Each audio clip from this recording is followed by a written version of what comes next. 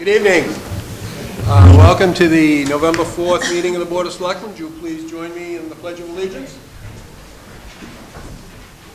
Pledge allegiance to the flag of the United States of America and to the republic for which it stands, one nation, under God, indivisible, with liberty and justice for all.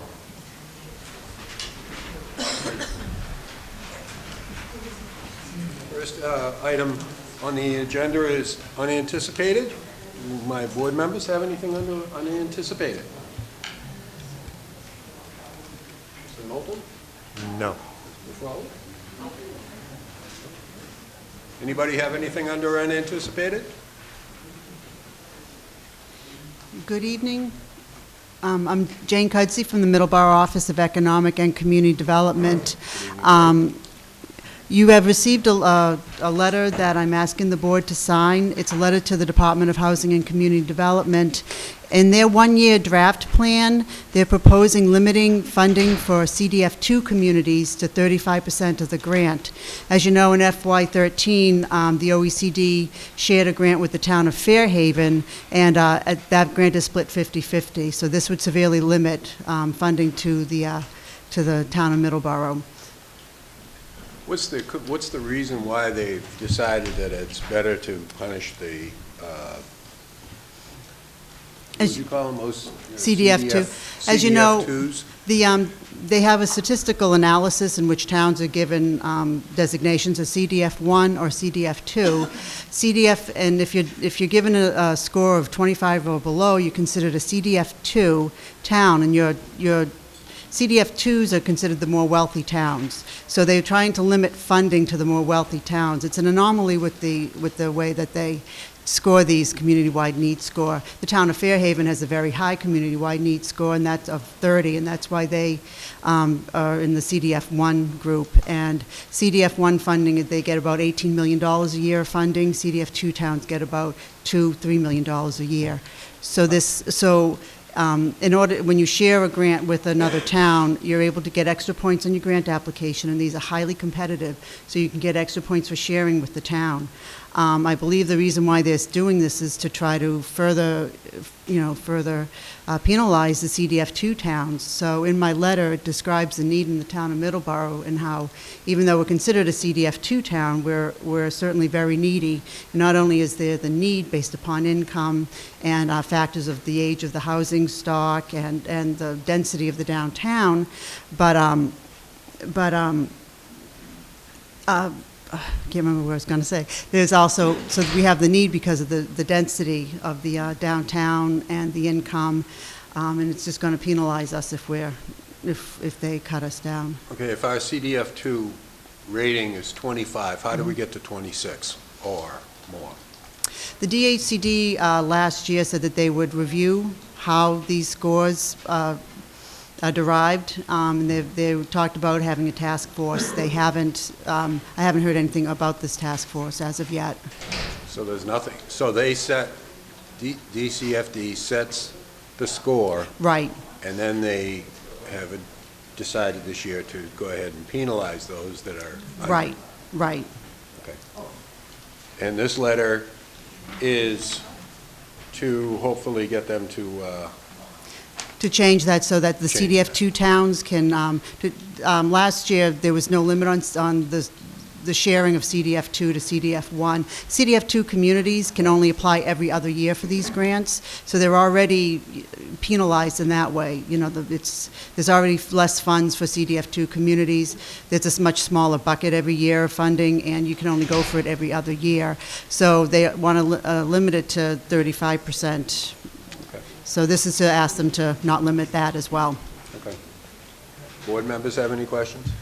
The 25 that we got, was that a straight 25, or was that including the extra points that we got for collaborating with Fairhaven? That was a straight 25. So we did get above that by collaborating? And we got extra points for collaborating. And we were able to use Fairhaven's community-wide needs score of 30. Because they're the CDF1, they're the lead community. So that's why they had to be the lead community in this grant application. So what was our final designation? Do you remember? Was it Or did they just combine the two and say you were somewhere in between? They use Fairhaven's number. They used Fairhaven's number. So because our we're- actual number was not raised by doing that? No, but we wouldn't have been able to get a grant. No, I understand that. I'm just looking at Yeah, it ways doesn't that we raise our could score. raise it. The score is based upon, I think, per capita income, tax burden as a percentage of per capita income, the other, sort of things like that. And it just seems that the criteria that they use in coming up with these scores tends to favor towns that, like summer communities that have that have very expensive housing, but also have a year-round population that has a low income. They tend to be favored. They tend to get the higher numbers. And of course, the cities are also, their mini entitlements are entitlements, and they get funding automatically to them. And you want this letter to go from your office, then? No. Or we? Coming from Yeah, right. It should come from the Board of Selectmen, correct? We're going to be sending Okay, it, yeah, Yeah. okay, if we vote that. right. Thank you. Any other questions? Comments? Pleasure of the board? Motion to approve? Second. Okay. We have a motion and a second. Jackie, will make sure a copy of this letter is put in our minutes too, so we can. Any other comments or questions? All those in favor? Aye. Opposed? The ayes have it. Anybody else under unanticipated? Chief, you had something? I'm going to do an announcement, Mr. Chairman. Oh, you're going to do it, okay. Okay, sir? First of all, thank you all for allowing me to come and bring up some new business within the town. I'm here, my name is Robert Units. My partner here is Michael Bruce. We own Pasofino del Fuego Farm in town. On August 22nd, NSTAR Tree Service, a tree service they hired, came on our property, marked our trees with blue, and we weren't home at the time, and they left this postcard. This is the notification we got that they're going to clear our easement, their easement to our property, the taxpayers' property. What happened was I called, trying to talk to Chris Schofield. I left message after message. Finally, I was going to the National Horse Show, which is our livelihood, and I get a call and says he'll meet me next week, and then he never calls again. Finally, Mr. Stephen Cartwright of NSTAR came to my property and spoke with me. He brought a lot of paperwork, and this in particular, which is my deeded plan. Now, I've had my barns both built with the town. I had as-builts. I had a surveyor do every inch of my property. I had another surveyor do the left side, which was Outback Engineering in town. And again, Bernie Monroe. He came, he marked this, as you can see, as in red. These are his marks, deceased, as far as the surveyors. But every member of when they signed the Constitution, every member is dead. It doesn't matter, but the Constitution still holds true. And these are all recorded deeds in the town of Middleborough. What's happening here is they're coming in, they found two old markers, and he marked this as if he was a surveyor and telling me that my barn that I had an as-built on was approved by former building inspector William Jedritis and is on 10 feet of their easement. They're cutting around my farm. One of my barns cost me $400,000. Second one cost me $200,000 to build. We have cultivated this we have one Japanese tree we paid $4,000 for. They want this cut down. They've marked these trees. They came in, they told me they're coming Monday and they're going to cut. They showed up on Friday after I had a cease and desist from a lawyer, and they cut my land on Wall Street. They're stacking the trees with some people. I saw a company taking out some of the trees. The people's trees are being taken away. That some of them they're stacking them, letting them to sell them on their own.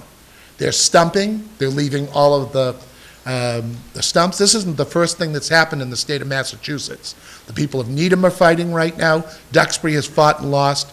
Greenwich, Connecticut fought them and made them bury the lines. I'm asking the town to get involved and tell these people. They come on our property without a registered letter. They come out, they don't let me know when they're gonna work on a place. I'm one of those guys that does everything right. When I build the barn, I have insurance for the builders. And I have people working on my properties. If a tree goes down on the barn, what do I tell the borders of my farm that are in Connecticut or in Texas? We have them from all over. We're a world-renowned training center for Pasofino horses. I'm upset with the procedure. I called Mr. Jedridis. I'm glad I got a chance to meet him today. He's really helped me a lot. And the problem is that we're allowing these conglomerates to come in. These are the taxpayers. We need to be respectful of the people that own the land.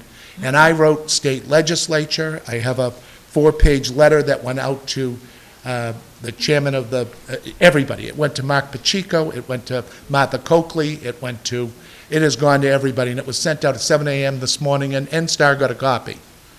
This Mr. Cartwright that came on my property told me how he used to be a surveyor, told me how he is now the land clearing specialist for NSTAR.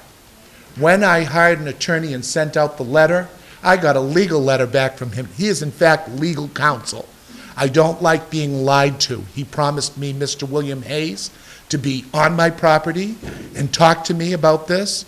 But the land dispute is, in fact, a land dispute. And I've paid to have every piece of my land surveyed.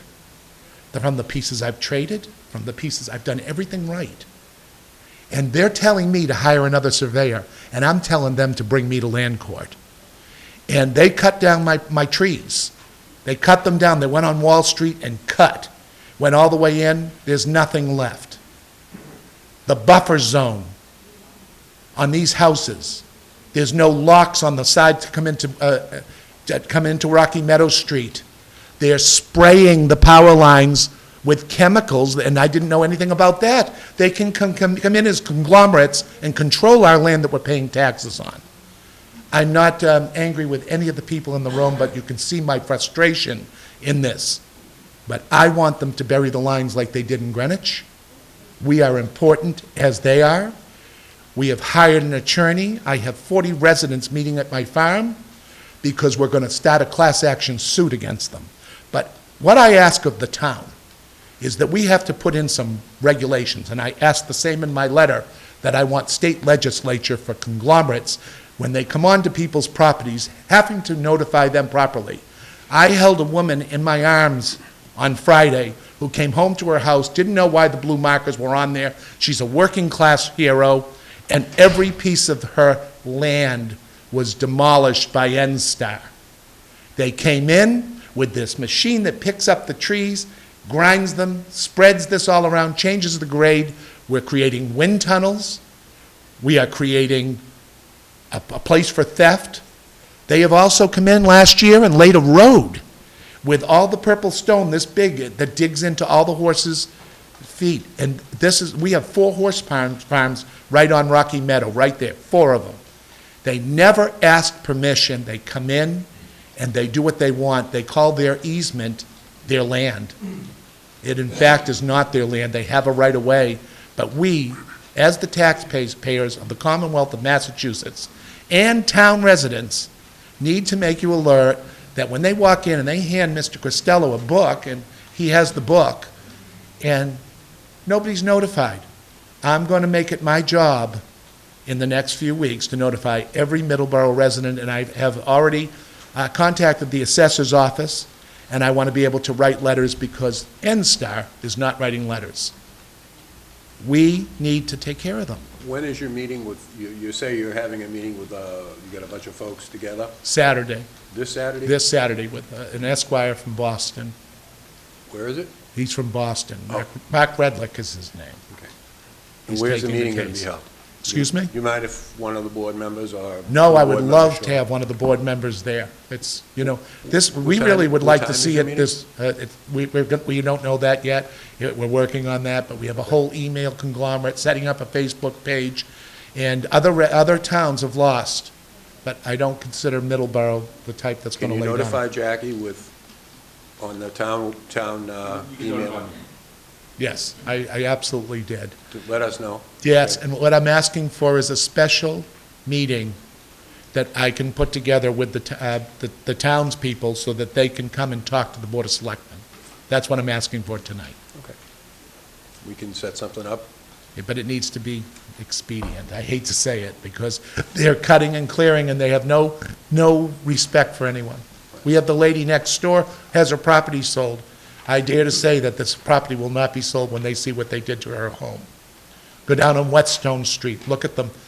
What else they did with N-Star is they cut, when they saw they were having a problem with me, they went down the whole strip, cut the houses, left the massive land, and now they're going back and doing the land because they figured, well, once we cut these trees, they've done everything deceitfully, and I'm not a deceitful person, and I'm not going to stand here and keep going with this.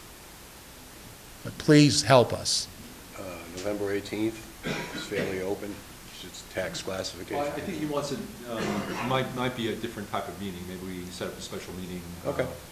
with the residents. The room will be full. All right, then Yeah, we'll coordinate, we'll and then coordinate we'll on a set date. something up. All right? Thank you very much to all of you for at least listening to our plight.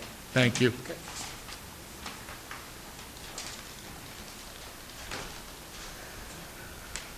Anything else under unanticipated? How about announcements? One announcement, there will be a turkey roast dinner in the South Middleborough Grange this Saturday, 5 p.m. Cost is $10 for adults, $5. Oh, I'm sorry. $5 for children. I thought you were pointing at me when I said turkey roast. Proceeds will go to benefit the Grange Hall floor improvements that were recently completed in time for the 100th anniversary celebration that will be held in December. Any other announcements, board members? Okay, I have a couple here. I took the ghost tour this week. Past week. I don't know anyone else that took it, but the good news is it was very interesting and informative. It wasn't just ghosts. It was a lot of history of Middleborough. It was a lot of fun. It seemed to be full every night.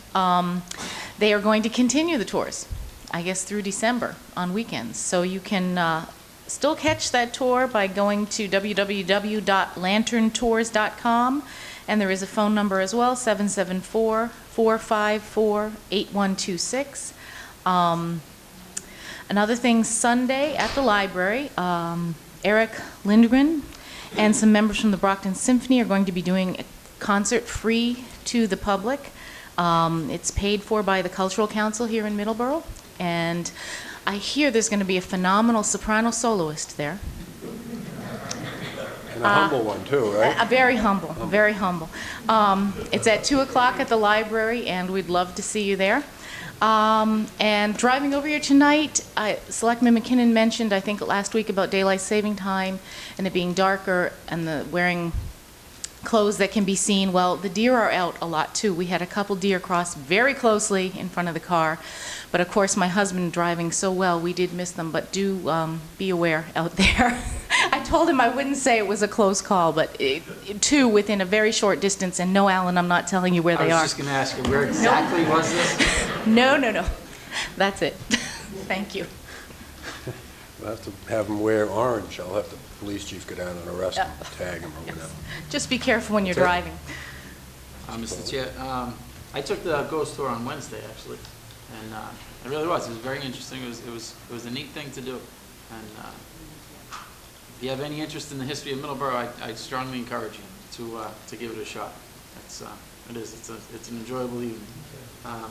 That was Wednesday night. Thursday night was Halloween, and I was lucky enough to be able to take my daughter out trick-or-treating, and we did our neighborhood, but then we came down to the town hall parking lot, and the people put on the trick-or-trunk, and that was just a phenomenal, high-efficiency Halloween run. It was a short walk. It was lots of candy. A ton of great people were out there. It was a fantastic experience for myself and for my daughter, and I just want to thank everybody who came out and donated the candy and their time to doing that, because it really was. It was great to be able to take a nice, safe walk around the parking lot, you know, and be done with it. So it was, it really was. No, it was very nice. It had a real sense of community, and I really appreciate everybody who took part in that. Thank you. Mr. Nolte? Yes.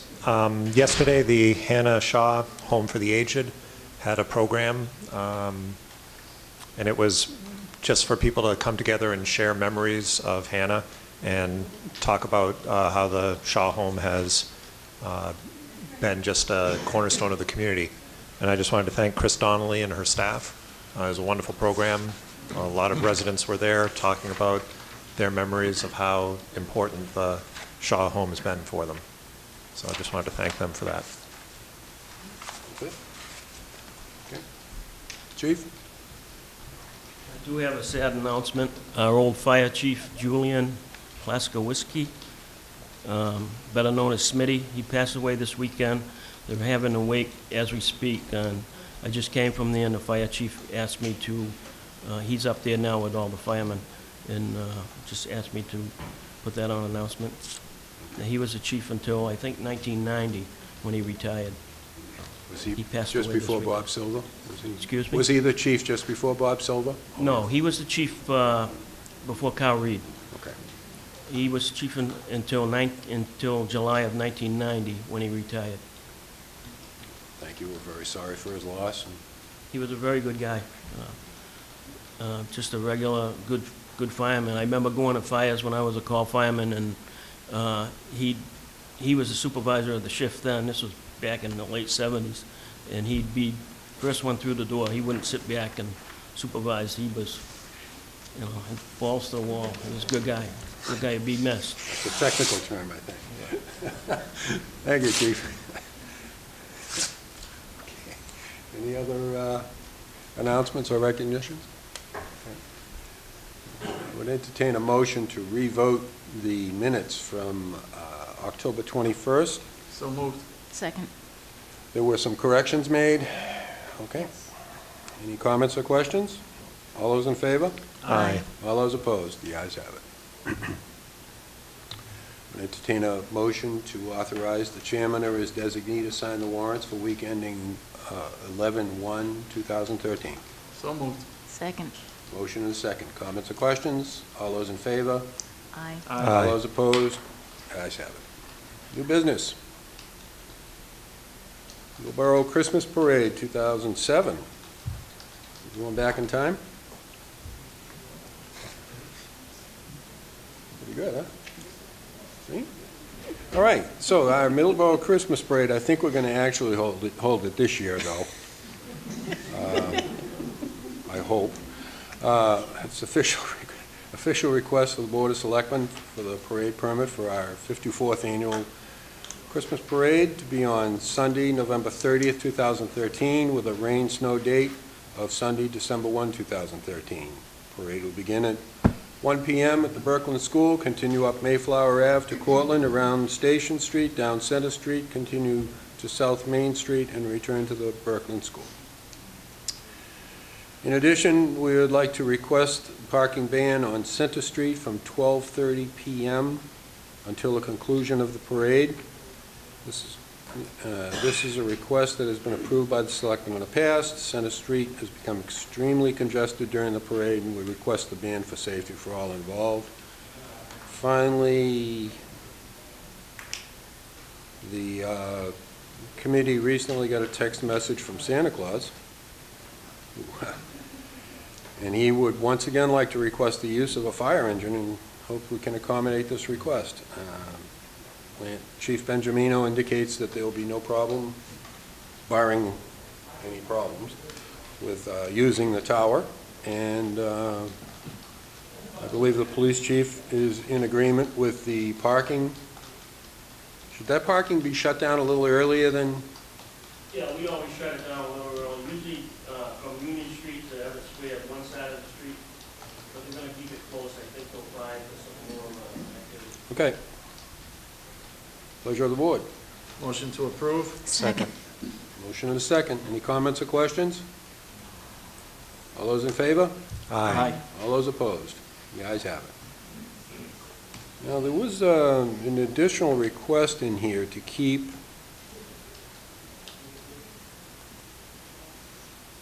part of Center Street closed till 5 p.m., and that would be from School Street down to the Four Corners. That is correct? Yes. Okay. Do we have to vote on that? Ah, yes. Oh, yes, Jane Cudsey, OECD. This year, we're going to be doing things a little bit differently. After the parade ends, we're going to be asking people to stick around in the downtown, and we're going to have a holiday festival. And that's going to include the Saturday after Thanksgiving is known as Small Business Saturday, so we're going to ask people to shop local that day and to celebrate the downtown. We're going to have, I've already talked to Chief Gates about closing down Center Street, and we're going to be having some carolers and singers and musical entertainment, such as the Leilani Zingers will be caroling. We'll also have tables available with goodies. If any nonprofit organizations would like to have raffles or like to just, have tables with information, we'll have that. I'd ask them to contact me at 508-946-2402. This year, we're also going to have Santa's house is going to be behind Kramer Park. And again, the reason is to keep people in the downtown and to help support our downtown. So that's why we're requesting that the road be closed till 5 o'clock. At dusk, we'll light the trees at Kramer Park, and the businesses in the downtown will also light their storefronts. And it'll be the beginning of our window decorating contest, which we've done for the past few years. Okay. We entertain a motion to... Motion to approve? Second. We have a motion and a second. Any comments or questions? Sounds great. All those in favor? Aye. All those opposed? The ayes have it. All right. Next item on the agenda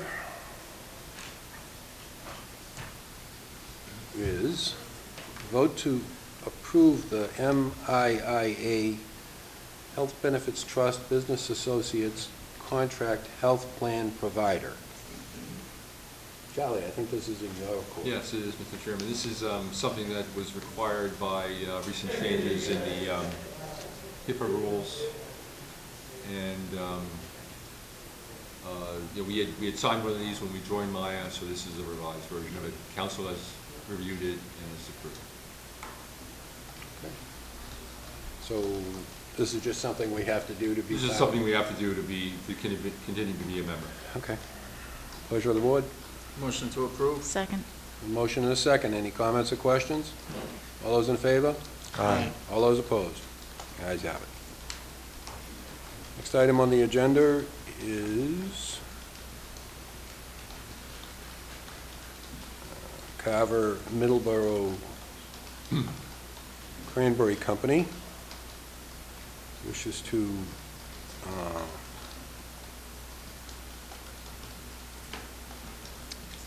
we want to entertain a vote not to exercise the town's option for Chapter 61A property owned by the Carver Middleborough Cranberry Company.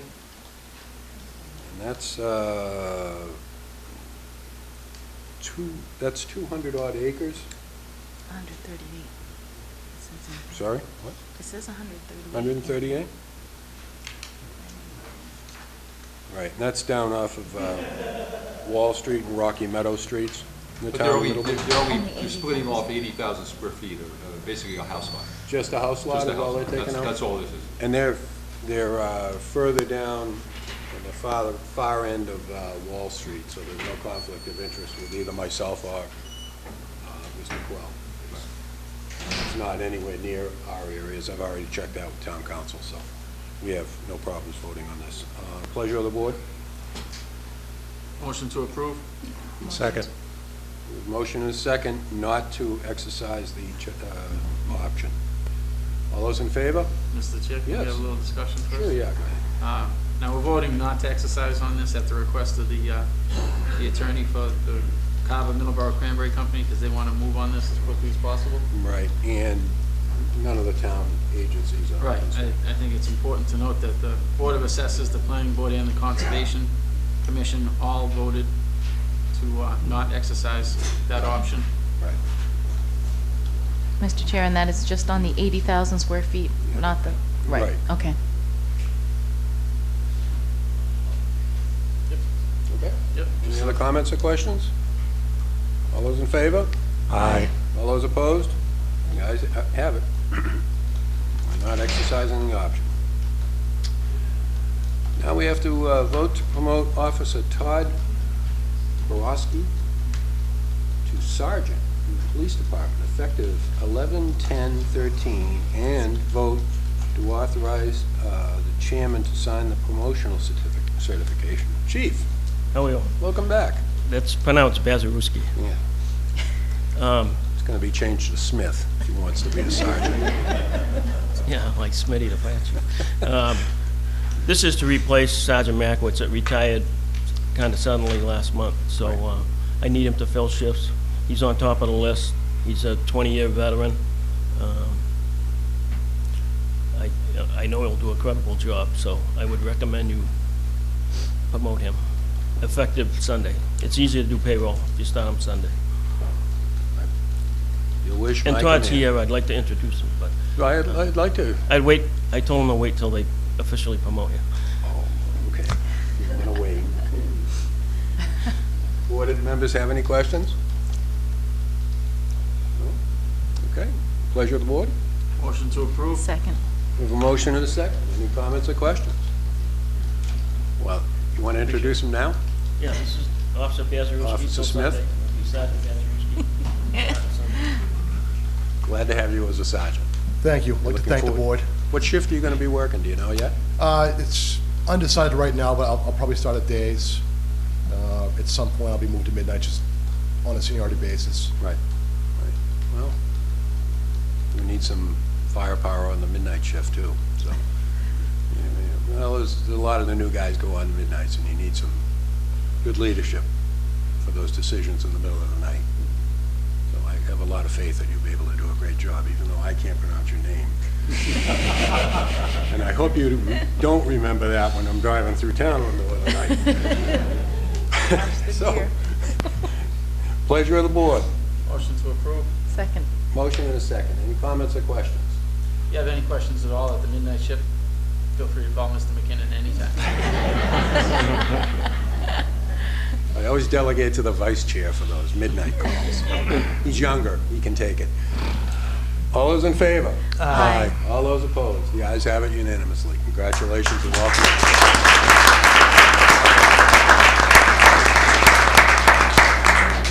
Just want to take a minute. I did want to thank the board, so thank you. I'd like to thank my chief, Bruce Gates, who was instrumental in my hiring here 11 years ago. It's been a pleasure to serve the town of Middleborough, and I look forward to serving you in my new capacity. Thank you. Thank you. Glad to have you on board.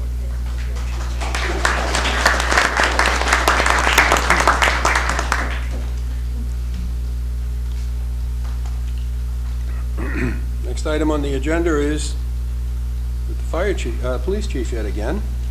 And this is a requisition to sign for the civil service list to start the hiring process for 3 police officers.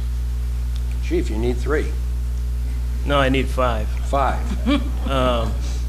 If I was, and I really do, because if I was absolutely sure I'd make it through this year with my budget, I'd be standing here asking you for 5 people. Right. Because, like I said in my letter, and I've said to previous boards, it takes a year to get these people up and running. And I know that we have an opening now. We're going to have one in January, and we're going to have at least one next year, probably 2 or 3. I got a couple people that are maxed out that could go at any time, as we found out last month with Sergeant Mackwitz.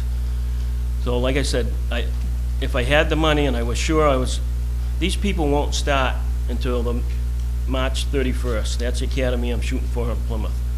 So I have to get them through the last 3 months of the fiscal year.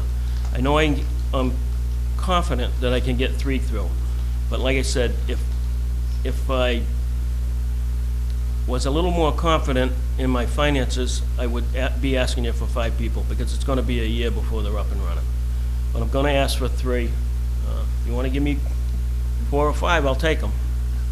But it's going to cost from March 31st, which is 13 weeks left in the year. By the time I pay them at first step salary, I outfit them, it's going to be about $12,000 a person.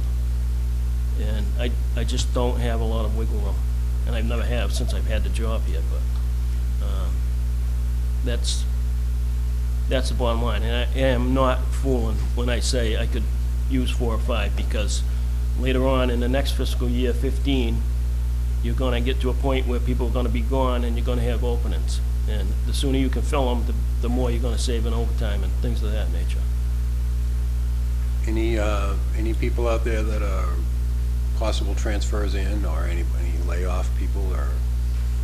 We've Any had a couple situations? people that have inquired, we've done some, I don't wanna say full-blown background Right, investigations, right. but we've checked into it, and usually when people are looking to leave, there's usually an issue. And I think in the long run, we're better off getting our own young people and training them the way that they should be conducting themselves in this town, not have 5 years or 10 years of baggage from some other town and something's gone wrong and now they want to bail out. I just, in the long run, I just don't like to do that. If I had a real good candidate that I knew would be fine, I would go that route, but I don't have that, so I'm not asking for it. Any questions of the chief and the board? No. Pleasure of the board? Motion to approve. Second. Motion to approve for 3 for now. No, I'd we like have to, a second. Look at that. look, yeah, see if we could get 2 more, maybe later on. But for now, I guess we'll do 3 and we'll work on the next 2. All right. And I'm gonna ask you to sign that form, Jackie, I sent over. Did you get the form? Yes. The issue right now is the state civil service has gone to a computerized system. And we haven't used it, and they really haven't used it. And, I hate to say we're gonna be the guinea pig, but we're gonna be one of the guinea pigs. And, we used to use mail to do this stuff, but they want us to do it online, which we'll try to do, but I have reservations.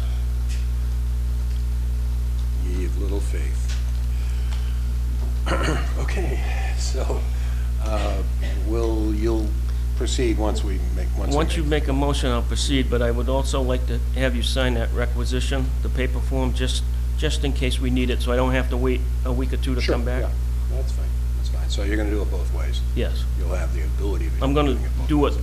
the way they want now, but just in But case. just in case. Yeah. Good.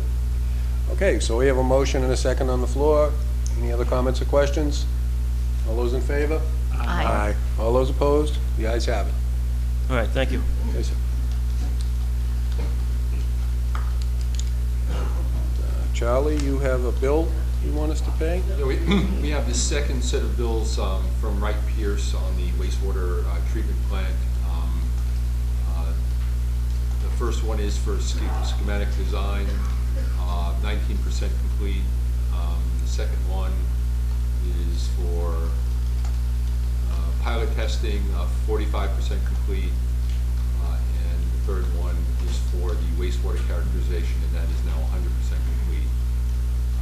And the amounts are $40,000 for 1874 for the schematic design.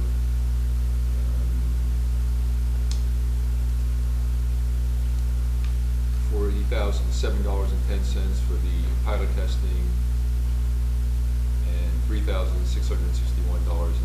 for the wastewater characterization. Interesting question, what they mean by wastewater characterization. I would think you would be able to pretty much assume what that is, but what do I know? Okay, any discussion with the town manager relative to these bills? So we're on target? Yeah, they've given us a, now a final report on going forward, which I think will be now an appropriate time to have them come before the board to give you an update. Okay. So we'll do that in the next couple of weeks. Okay. Pleasure of the board? Motion to approve. Second. We have a motion and a second. Any other comments or questions? All those in favor? Aye. All those opposed? The ayes have it. Under hearing, meetings, and licenses, we have to, we've already had this hearing once. This is relative to changing the two line items in the rent control rules for the town. We had this meeting about a month and a half or so back, and there's a two-step process. The town has to have its piece of the meeting where we vote on the rules change. It has to go to the state. The state has to publish it in the, is it the state register? Yeah, central register. Central register. And then it gets adopted and everything's fine. And we did our part right. We had the hearing, discussed it, voted on it, sent it to the state, and the state didn't get it posted. So we have to do this all over again so the state can get it posted and it can all be done so that the change in ownerships of the parks can proceed. So this is more of a formality. I'm going to open the hearing. Hearing will be held in the Selectmen's Meeting Room at the Town Hall, 10 Nickerson Ave, Middleborough, Mass. On Monday, November 4, 2013 at 7:30 p.m. The Board of Selectmen in the Town of Middleborough, acting as the Rent Board, is proposing to adopt rules and regulations pursuant to Chapter 703 of the Acts of 1985 pertaining to mobile home park accommodations, rents, and evictions by amendment of its current rules and regulations. Any interested persons may obtain a copy of the proposed rules and regulations for the office of the Board of Selectmen, Town Hall, 10 Nickerson Ave, Middleborough, Mass. 02346. Anyone desiring to be heard on this matter should appear at the time and place designated. What we're changing, again, is the line items M and N. We've already had the hearings. Any comments or questions on the line items that we're changing? Comments from the board? Close the hearing. Pleasure of the board. Motion to approve. Second. We have a motion and a second. Any comments or questions? All those in favor? Aye. All those opposed? The ayes have it. It's one of the best rent control hearings we've ever had. And now we go to the next. You're just tempting fate. Kick in the beer, as you say. Kick in the beer. Okay, the next item on the agenda is for the Hillcrest Mobile Home Tenants Association Incorporated, request for a rent increase. I'm going to ask our executive assistant to please read the hearing notice. Please take notice that the Town of Middleborough Rent Board in parentheses, quotes, will hold a hearing on Monday, November 4th, 2013 at 7:30 p.m. in the Selectmen's Meeting Room at the Middleborough Town Hall in Middleborough, Mass. The hearing will be conducted pursuant to the authority under the Rent Board's rules and regulations for mobile home park accommodations, rents, and evictions, and Chapter 703 of the Acts of 1985 to consider a petition filed by Hillcrest Mobile Home Tenants Association, Inc. for an increase in rents to be paid by tenants of Hillcrest Mobile Home Park, known as the Park. Hearing procedures will be governed by the informal/fair hearing rules pursuant to 801 CMR 1.02. The park owner and the tenants shall each have the right to participate in the hearing and have the right to be represented at the hearing by an authorized representative or attorney.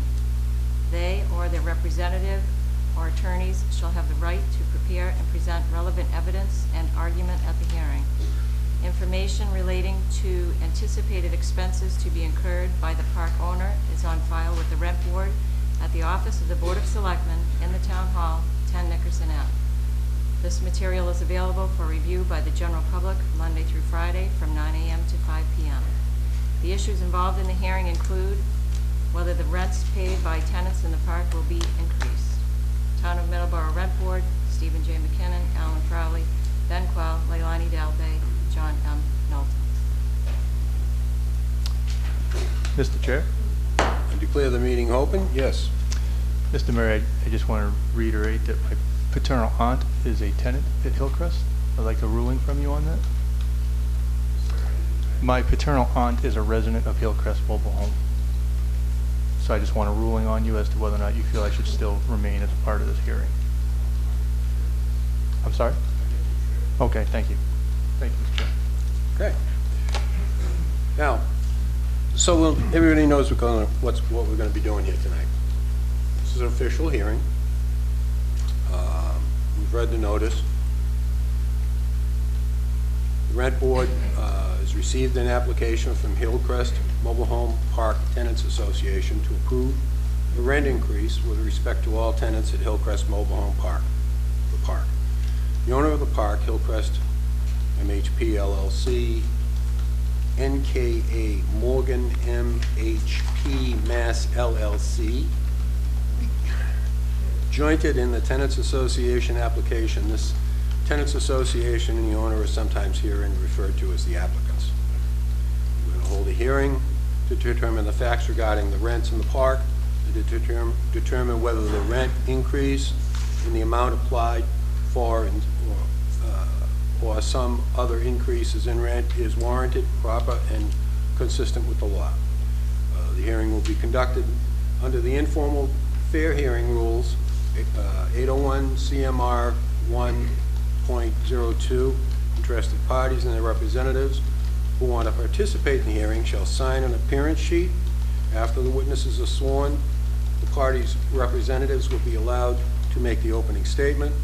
The parties who have appeared and their witnesses will be allowed to testify. The board will introduce its exhibits. The applicants and their witnesses will testify to the subject to questions by the board, cross-examined by the tenants or their representative/attorney. After completion of testimony of the applicants and their witnesses in questioning, cross-examination, the tenants and tenants' witnesses will testify subject to questioning by the board and cross-examination by the applicants or their attorney or representatives. Exhibits of the applicants or tenants may be introduced through witnesses. Following completion of the testimony, the board will hear arguments, summation from the tenants and the representative attorney or/attorney and the applicants or their representative/attorney. The board will then take the matter under advisement or render a decision in writing with notice and decision of the parties or representative attorneys, whoever be it. Now, the little change here is normally you have 2 weeks to do this, but I understand that there's a time concern on this. So we'll be most likely rendering a verbal decision tonight, but it'll take a little bit to put it into writing because it has to be done legally. So, you know, we want to make sure we cross our T's and dot our I's. Okay. The next order of business on this is anybody who wishes to speak on this issue. We have a sign-up sheet up here.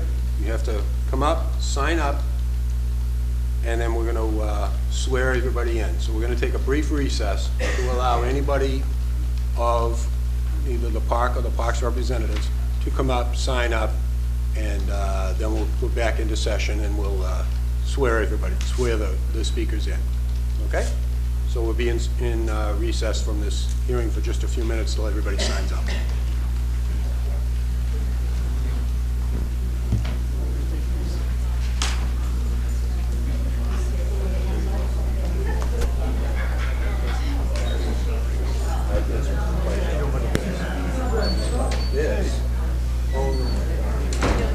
What do you need? You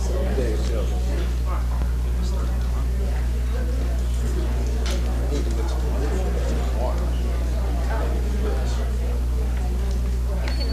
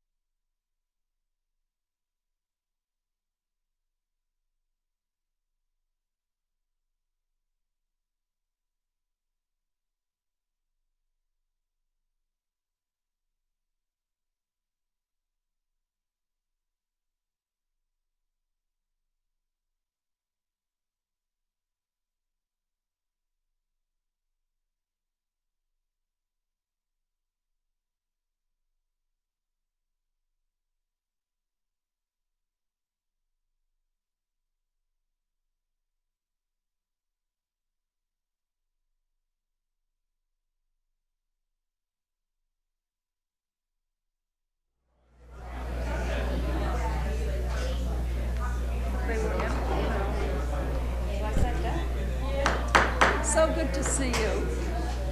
Okay, I'd like to call this meeting back to order.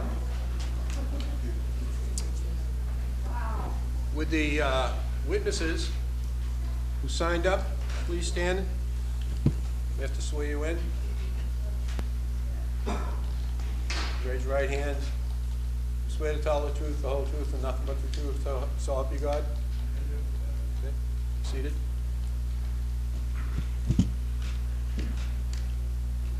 Excellent. Okay, we have several exhibits.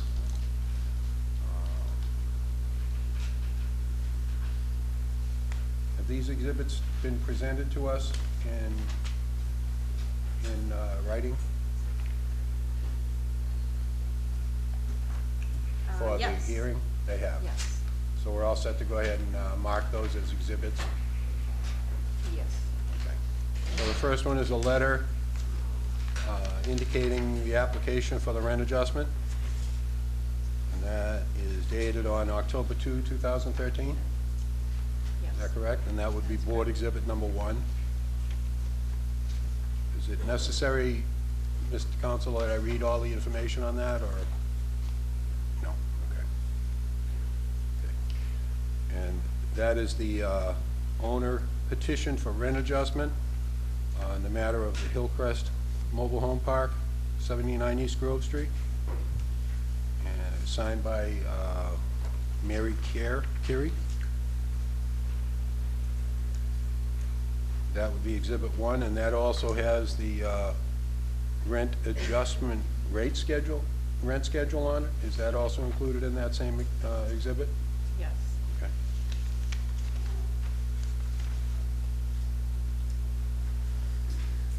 And then there's the first-year budget.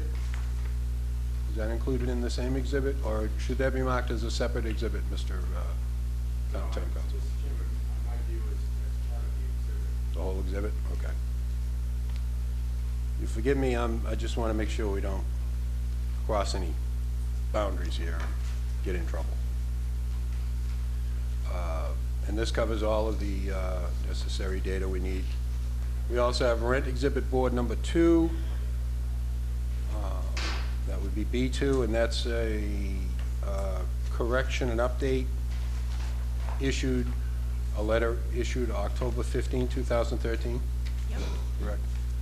Okay. And, okay. So, we have the exhibits marked. We'd like the applicant's witnesses to testify. This would be representatives from the Homeowners Association, I believe. Okay. Would you please come out to address yourself, give your name and address? And Good evening. My name is Frank Cuddy, 11 Gerald Drive. good evening. Member of the Hillcrest Mobile Home Tenants Association. And basically, we're here just to confirm that we would like to go along with the petition that we've done for the rent increase to $281. This increase reflects also capital improvements that we've been looking for years in this park. It'll be budgeted out over a period of time. Those capital improvements will, by the bank's guidelines and all of that and their requirements, obviously we're late in the year. We can't do any paving by the time we get that done. We are going to, during this period of time of transition, get our bids in place for sewer repairs, electrical repairs, paving, etc. And as the budget permits, we'll be doing the worst driveways and then stuff like that on down the line. This has been a long and sometimes arduous process for us, mainly in the fact that, as you know, we've been here time and time again in front of you folks with previous owners and with the current owner for a rent increase recently, or in the past year or so. With all of that, we've had no major capital improvements of any type in the park. The park is older. It does need a lot of work. The water meter did go in about a week ago. We're still having some adjustments with the water pressure because for some reason it's not giving us the pressure we have. One of our residence has a meter on his hot water, his heating system, because it's forced hot water. It dropped from 60 PSI to 40, so we're still trying to get that adjusted. I believe they did adjust it recently again, but it's still low.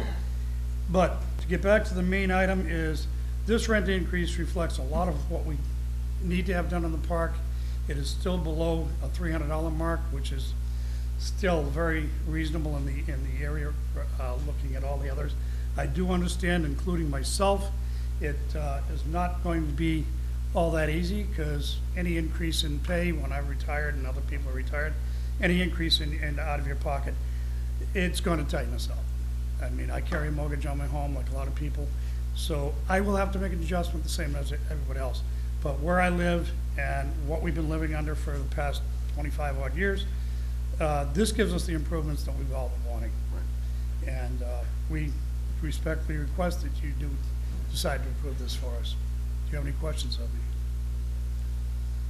Well, looks like you've done a lot of work on this.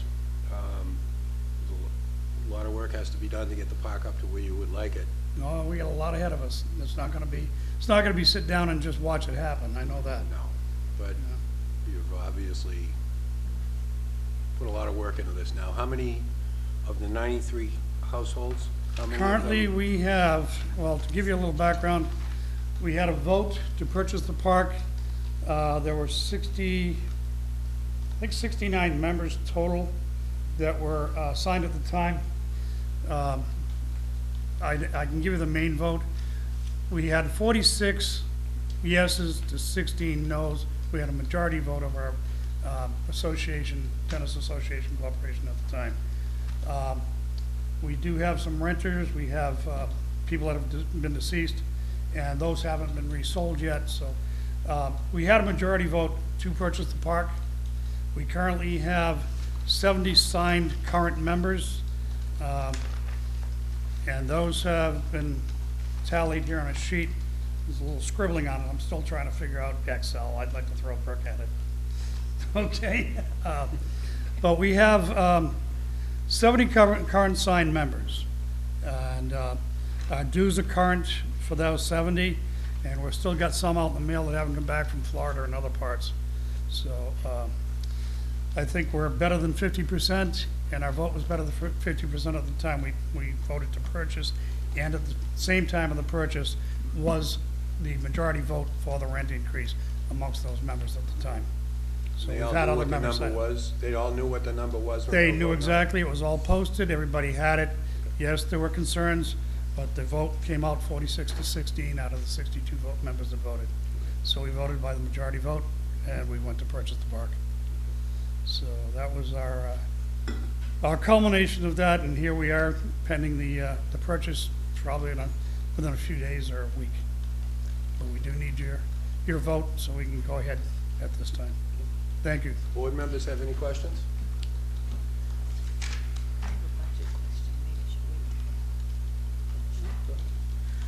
I just had, it's a budget question. Maybe I should wait until someone else talks to the budget.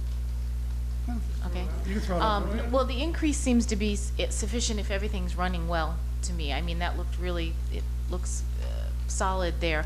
I had a little problem with the contingencies and the replacement reserves that you were putting away. It comes to around $24,520. That's annually, I would assume. That's not a lot of money if you have a major issue with something. I mean, that could be wiped out, you know, with one little disaster, and we know they can happen. And how do these numbers fit in with the budgeting of the company that's doing this? Did they come up with these numbers? Yeah. Edward Danforth from Cooperative Development Institute. We work with an engineer to come up with these. I don't come up with them. Okay. Okay, and the engineer does a full property conditions assessment, and basically looks at the water lines, the septic lines, and what have you. Now, after we spend, it's a $250,000 capital improvement program. He's basically said after that we need about $6,000 a year for an ongoing. You know, in a park like this, it's water, it's sewer, it's electric. Which is expensive. That's why I'm asking. That's true.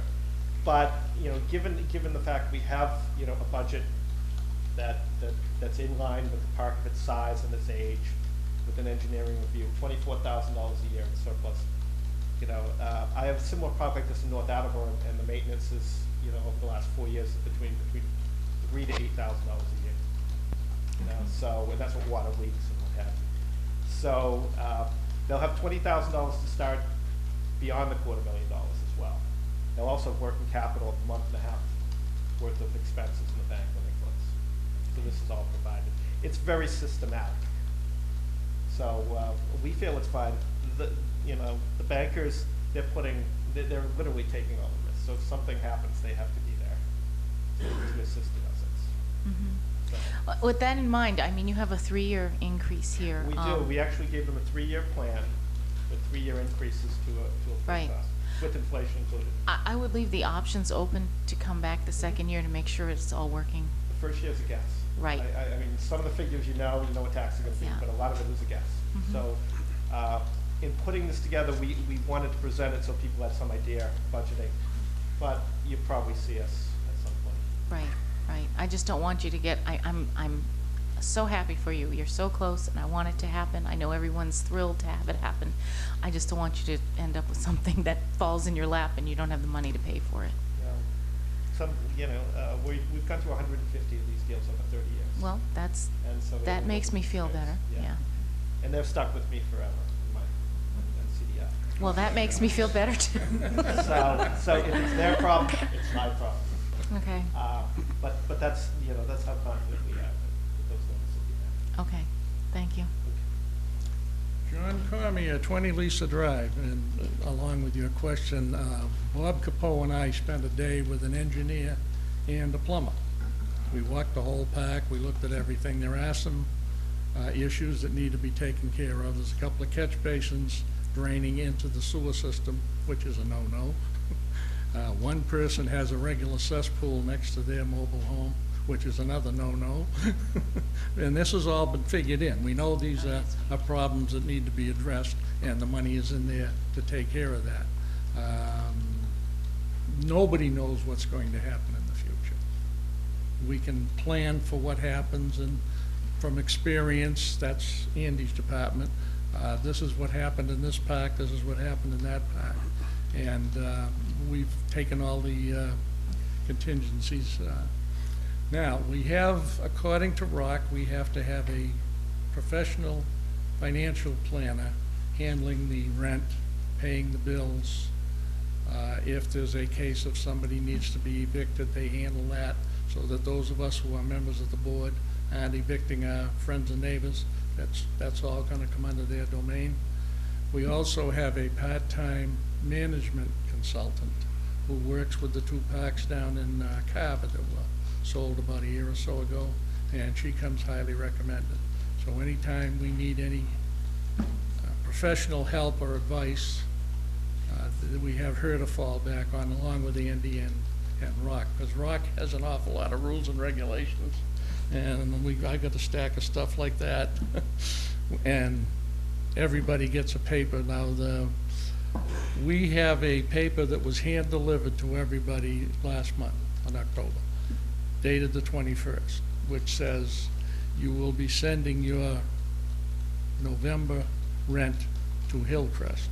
You will be sending your December rent to Hillcrest Management Mobile Home at First Choice Property Management, 48 Hamwood Avenue, Woonsocket, Rhode Island, in the amount of $281. So anticipating a yes from you people, we have given them more than 30 days notice as to the rent increase. Yeah, these were all hand carried and/or mailed out to those that we had addresses for from the Morgan The rentals. rental list. So that was put out there. And, so we're ready to go if you are. I think it's great. I'm rooting for you. I just want to make sure everything's in a row, and this is new to us too. This is the first time, right? I'm Ken Tanker's old character. I'll keep For you. hustling that. Oh, you've done home-owned, resident-owned parks no, before? no, but- Okay. He's had a lot of experience. Yes, I know he has. One thing that was brought up to us by the CDI and ROC is that Judy Guerin, who would be our interim management consultant, and she'll be overseeing and guiding us along with training from CDI.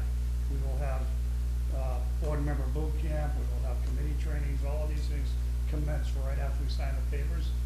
Judy Guerin went to the other parks that were having some financial difficulties, but not many been on their own as well.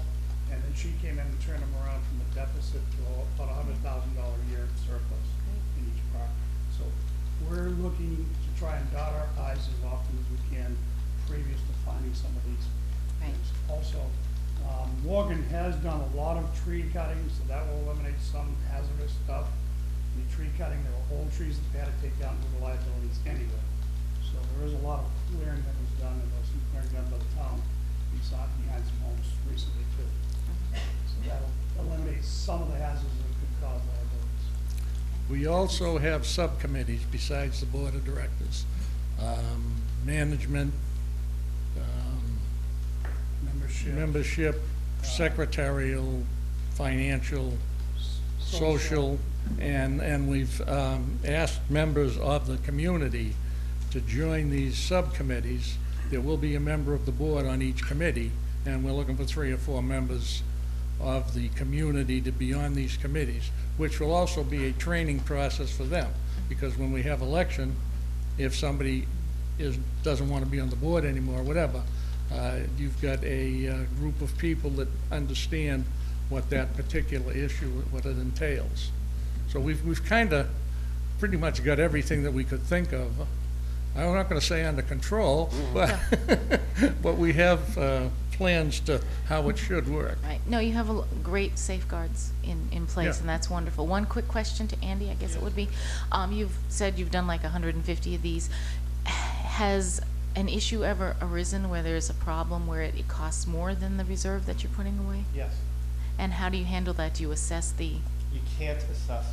Okay, so that's why I'm asking. You have to, the funds would have to be borrowed or found through grant funds. You know, so in the couple of cases, and it's usually involved a natural disaster. Okay. Okay, like Irene was an issue throughout Vermont.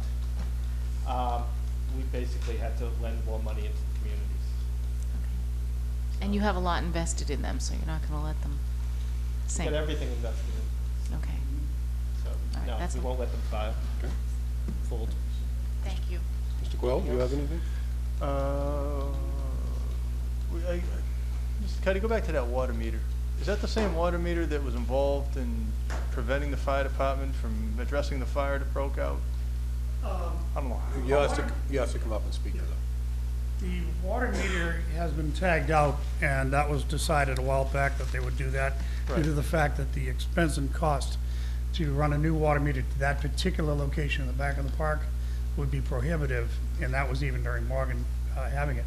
The water meter that was replaced was the service for the main park itself for regular household water and all that. I don't know how that affects the water meter, but I know the water meter was considered non-functional anyways. This is the one out by the main road. No, the one out by the main road I think comes directly off the town. Correct. Yeah, that doesn't affect that water meter at all. It doesn't? No, Okay. that's off a town line. To Off my the town knowledge, line, that and runs then- right off of 28. But there was one that. The one that's down on It was the- so long ago. I Yeah, know it's on the those- corner of Robert Drive and Gladys, I believe, down in Okay. that area. That meter was put in way back, and I don't think it was ever properly done when Mr. Serratrese owned it and put the additions down in there. So that's been tagged out of service. Okay. And it was determined that the water trucks that could be brought in from the fire department would be sufficient on the fire in the mobile home park. Plus, they could run hoses, from Wood Street and from 28. So there is a contingency. So there would for- be coverage. Beyond just a tank truck, there's a contingency. Yeah, there for would be co- so, contingencies yeah, with okay. hoses from Wood Street and possibly up in the frontal park. Just going back to Selectwoman Delphi's questions about the reserves and how quickly you can go through them. Just the loan origination fee is $18,000 and change. Where's that going to come from? It's actually all financed into the loan. That's in the that's loan all itself. financed. You're not going to have to kick that out. No, Yeah. the All right. residents pay $100 a piece one time. That's their equity, and per household, and that's it. Everything else is financed into the loan. So I understand the $100 is to basically throw into a kitty to pay that origination? Actually, the fee? $100 goes into the association's bank account, and that's It's just a starting amount. It's only $6,000, $7,000, or something like that. That will set up our office, give us a little bit of reserve for something unanticipated. The closing costs are financed into the mortgage. So the closing costs include, okay, I just made sure that wasn't, it said it here as payable at closing of loan, but it'll be Everything's financed. like an escrow thing. Okay, I got you. All right, thank you, that's all I had. That's it? Yeah, the 281 covers all of that and the town tax of the household tax. Okay. Yep. So basically, this would be a 40% increase in rent in this first year, and then up to 60% by the time the 3 years is done. If we take into account what was voted for mortgage management a year ago, there was 3 increases of $21 per. So we're on actually the second increase to $225, which will bring us up to that difference. And if we had gone to next year, we would have been at $246. So realistically, we're looking at it, and that was no guarantee of any capital improvements either, which we haven't really seen any major. The storage, all of that hasn't been done. We just got the water meter in that was voted on a year ago, so that just went in. Based on that, the increase and the fact that we got the capital improvements rolled in there, that's not that unreasonable. Because if another company came in, said to you, we bought the park for 2.2 or 2.4, whatever million dollars, that's their mortgage, then you put their cost on top of that, of management fees, et cetera, and you add a profit margin, plus you add capital gains on it afterwards, if they do them, we're gonna be at 350, 375, depending on what they come in with their numbers. So this, we have an opportunity to do this capital improvement in the beginning and keep our rent, at a reasonable rate. And do, hopefully with the proper management and guidance that we intend to do, we'll be able to keep our budget reasonable, plan out preventive maintenance plus maintenance that needs to be done on an ongoing basis, and budget it out each year. And we'd have to come up against you guys anyways for the increase, plus the fact that we have to be accountable to ROC, and they have a guideline of when we have to complete this stuff. So it's not like we're gonna be out there throwing money willy-nilly either. Right. And we don't wanna do that. As owners of our own park, we hopefully, and I do, and I will have a much more feeling of community and the fact that we want to improve our living conditions. So we don't have an outside entity, we're doing it, not someone in New York or Cucamonga. I commend you for taking the step and taking control. Well, trying to do this. It's been a long ride. When I first got into that park over almost 20 years ago, within 3 years I tried to do that with Plymouth Bank, and people weren't ready for it. But now after you see what we don't get for our money, maybe we need to use our own money for ourselves. And that's why we're going after this now.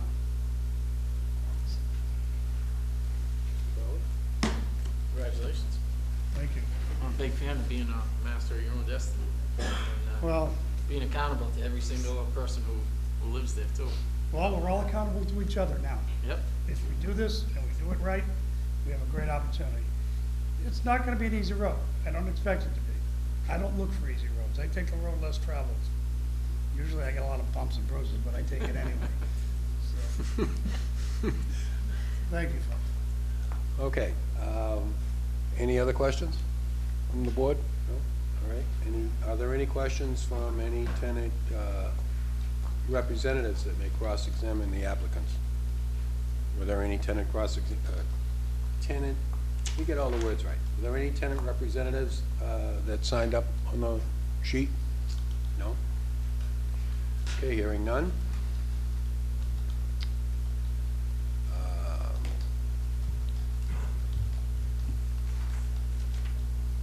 We will now go to closing arguments and summations. Do you wish to make a closing summation? In front of the microphone, because I like your shiny, sparkly voice. Well, hey, it's not easy being this pretty. Just in summary, that, it's a long journey for everybody in the park. You folks have done massive efforts, both this board and other boards, to try to keep things fair and even. And I think at this point in time, we can have a much better presentation to you when we do come up to you, and it'll be much less confusing, and our paperwork will be directly from somebody that's doing it right. So you won't be getting piles and piles of stuff to wade through. We'll get 14 reams of paper this high? No, we're gonna save it, we're gonna save a Christmas tree, so we don't have to grind it up into paper. And hopefully after that, a forest. Vote for you just for that. Yep. So I thank you for your consideration, and I'm sure the tenants all thank you too, and we appreciate your vote on this. Thank you. Okay. Any other, I believe I have to close the hearing now? Dan, are we closing the hearing before writing a decision, or what's your advice? Okay. So basically what we're looking to do tonight is approve the rent increase as requested with a written decision to follow. Yes. Okay. Mr. Chair? Mr. Frawley? I'd like to make a motion to approve the rent increase contingent upon the rent increase will be effective only upon completion of the sale of the park to the Hillcrest Mobile Home Tenants Association. Second. We have a motion and we have a second. Any other comments or questions? All those in favor? Aye. All those opposed? The ayes have it. The written summary, or whatever I'm trying to say, will be forthcoming, but go in peace.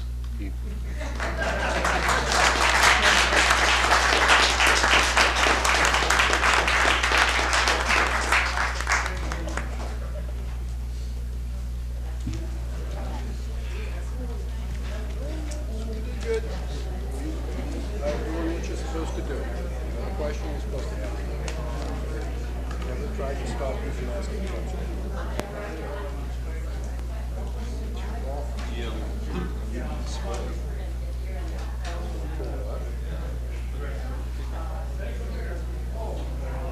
It's a job.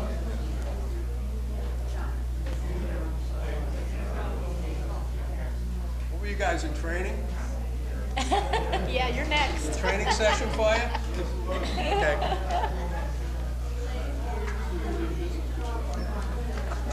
I hope I'm so. sure you will. You have no idea how much I hope that goes.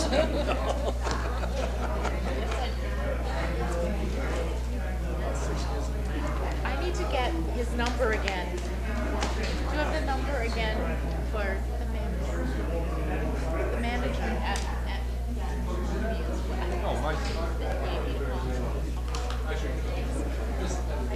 Can I turn it on? No. I don't turn it on once. $5. Your audience is leaving.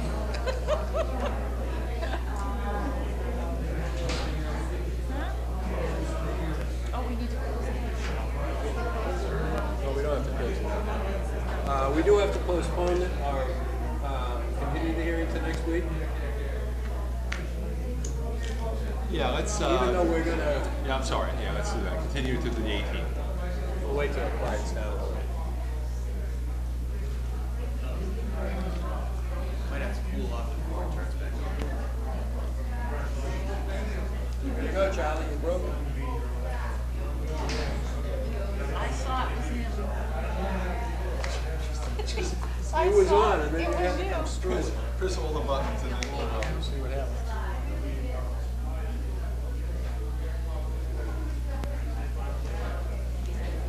Right? start all over. Didn't get here. You had to. You had to.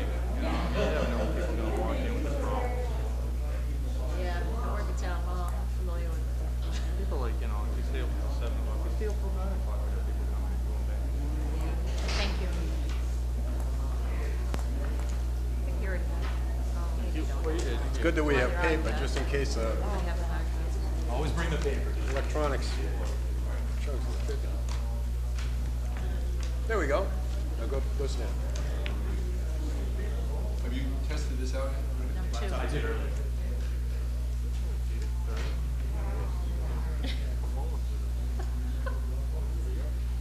Sorry.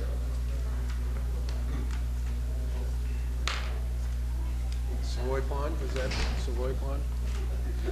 Before you start that, would entertain a motion to continue the hearing, the rent control hearing, into November 18th, 7:29. We have a motion and a second. Any comments or questions? Now, we're going to be sending them the written notice of authorization, but we have to continue the hearing and close it later on. But they need that to move along with the park. All those in favor?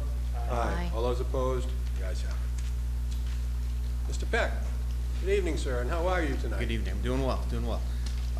Mr. Chairman, I've asked Conrad Ledger from Beta Group Engineering Inc. to come in tonight and do a presentation on pavement management, asset management, and sign inventory program. For DPW, what it is it's a great tool for trying to figure out what's out there.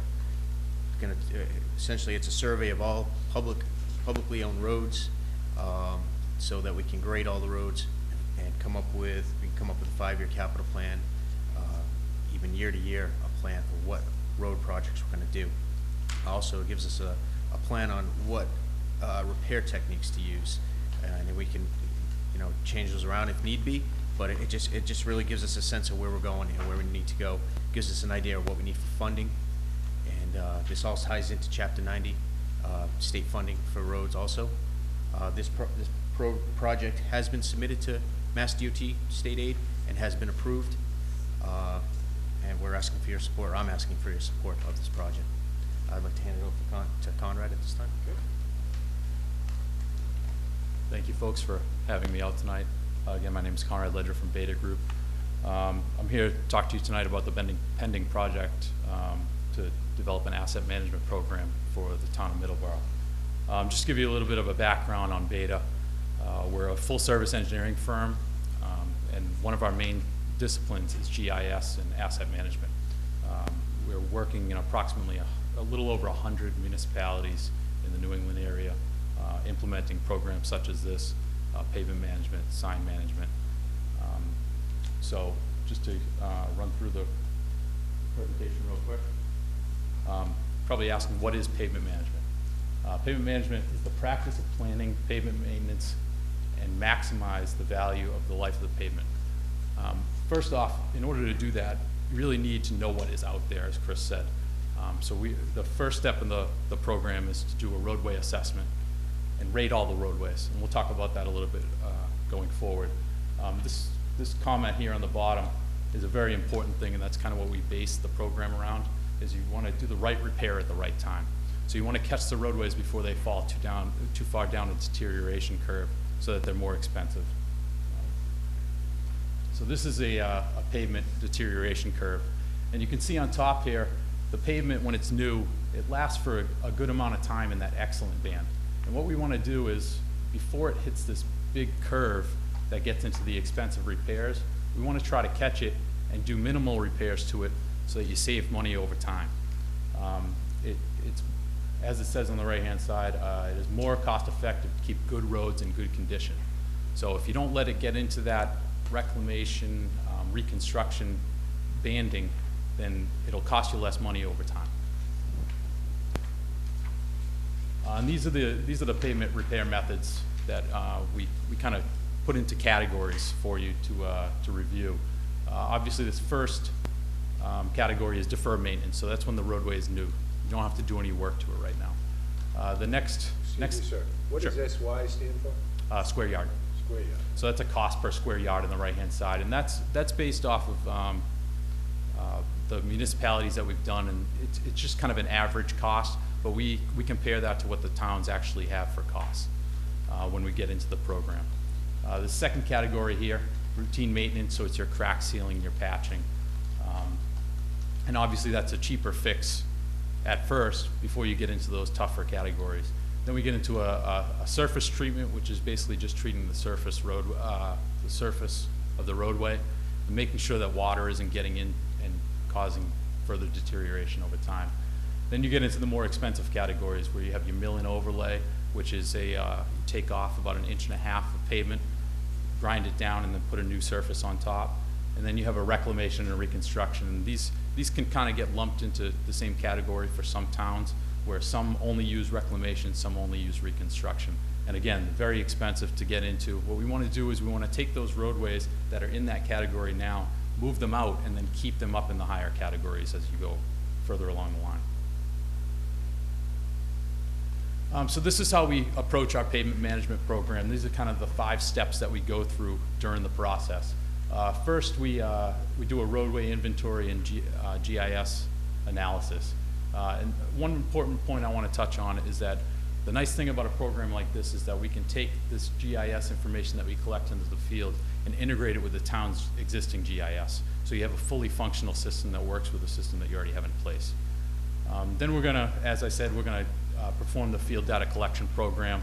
Out of that collection program, we're going to get your existing condition summary. We're going to review that with the town at the time.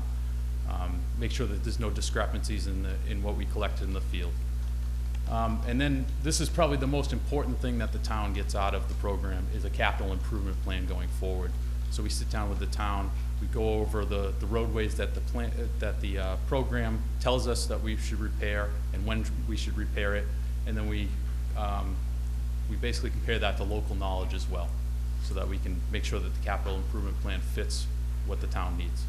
And then we're going to develop the system and do a training program so that the town can maintain it going forward. So I'm just going to kind of go through these steps in a little bit more detail. So the town of Middleborough, we've already done the roadway profile. So you can see that the town has 157.78 miles of accepted roadway. So that's roadway that the town currently maintains and uses their funding on. It has a total of 233.76 miles. But again, this is what we're going to really inspect and make sure that the town has under control and knows what they have. So this is our typical inspection form. So we're going to go out into the field. The inspectors are trained at what to look for. They're going to rate the roadways based on the distresses that exist in the current roadway condition. So they're going to be looking for cracking, potholes, patching, rutting, depressions, and we're going to base that on the severity of those defects and also the percent that covers the roadway. And our system will produce a road surface rating, and it's a scale from 0 to 100 that allows the town to know what type of condition the roadway is in. So this is an example from a town nearby, Wareham, and where I'm just going to give you some data that they had produced from their inspections.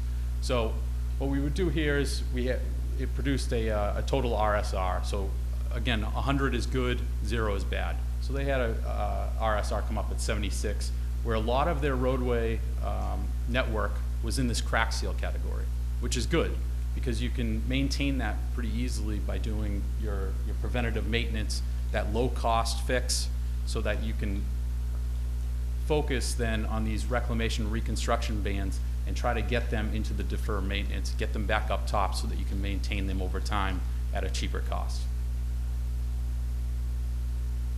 So and then when you produce that that data, we can put dollar signs on it. Here we have this is their backlog summary. So this is what it would take to take all their roadways and get them up to that 100 rating.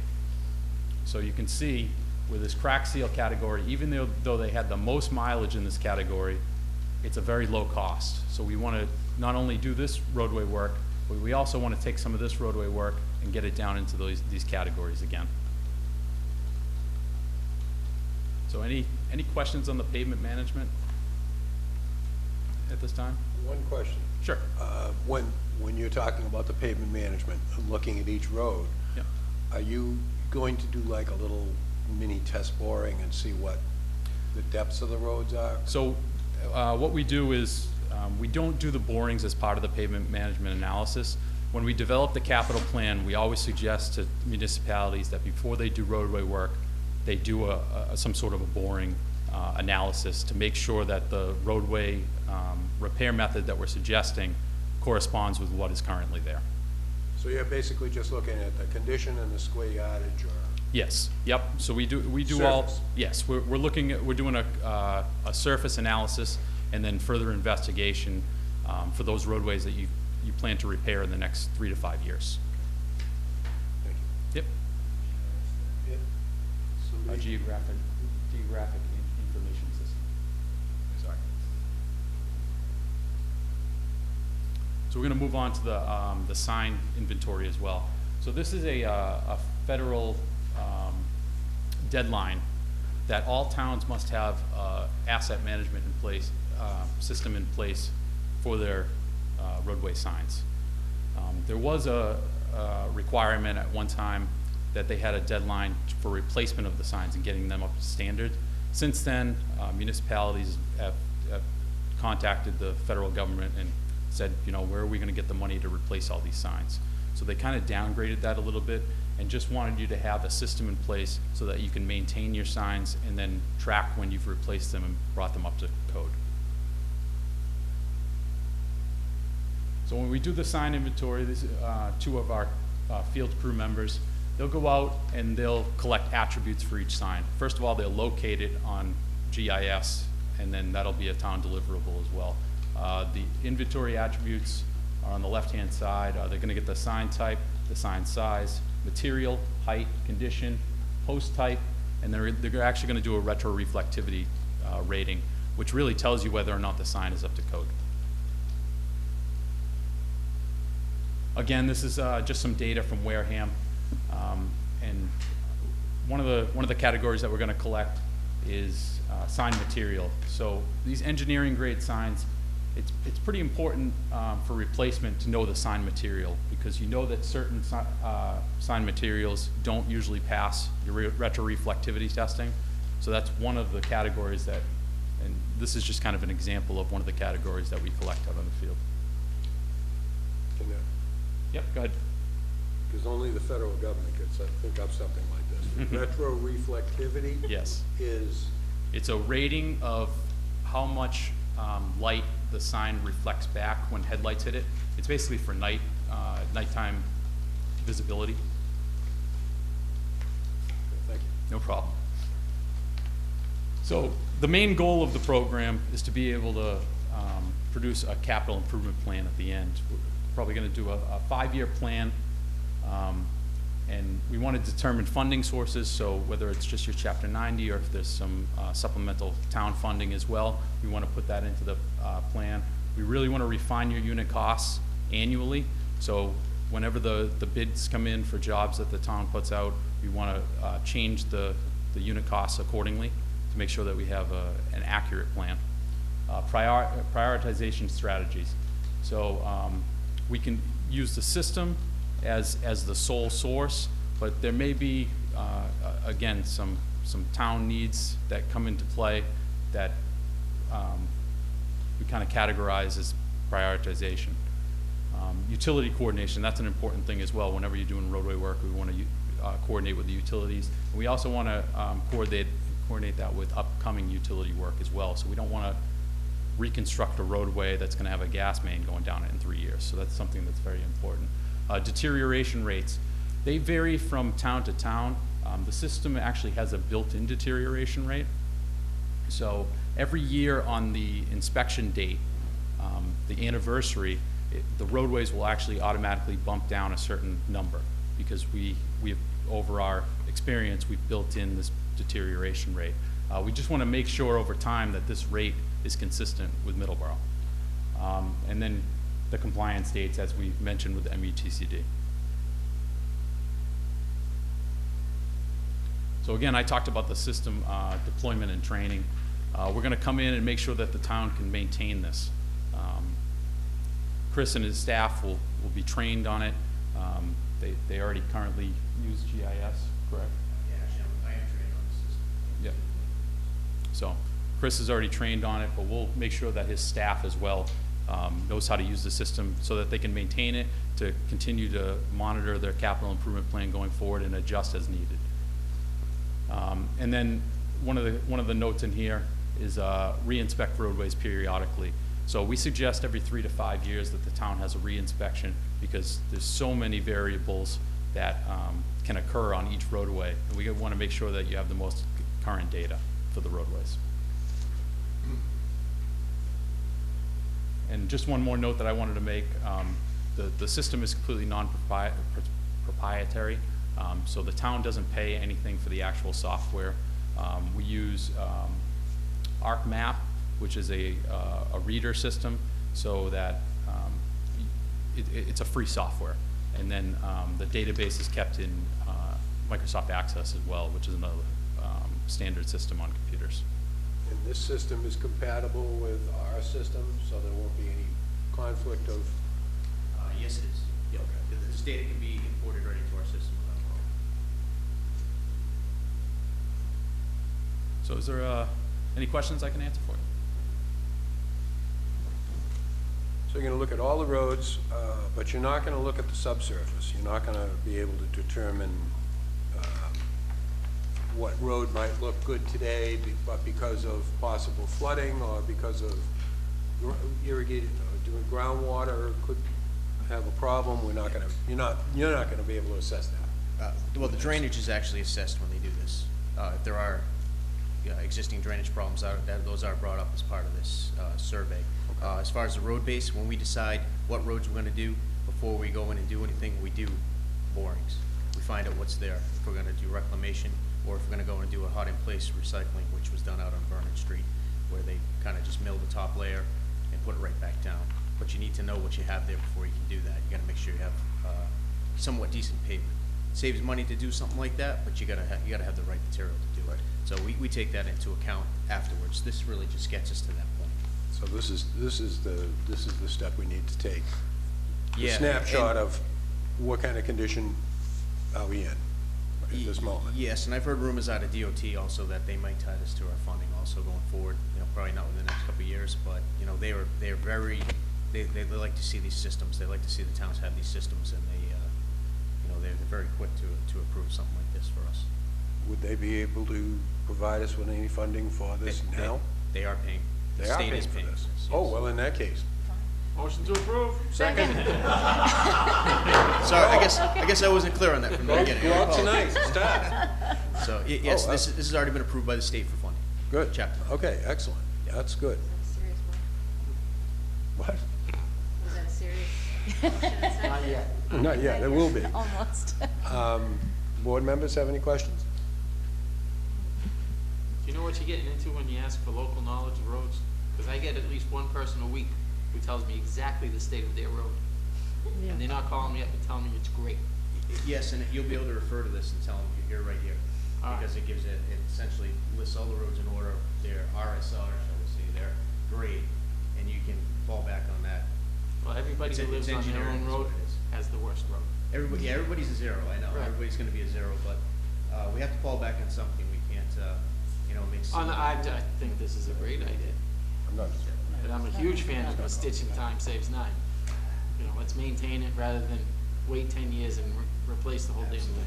And unfortunately, excuse me, we have a lot of roads that need to be reclaimed. There, France Street, Precinct, there's a ton of them.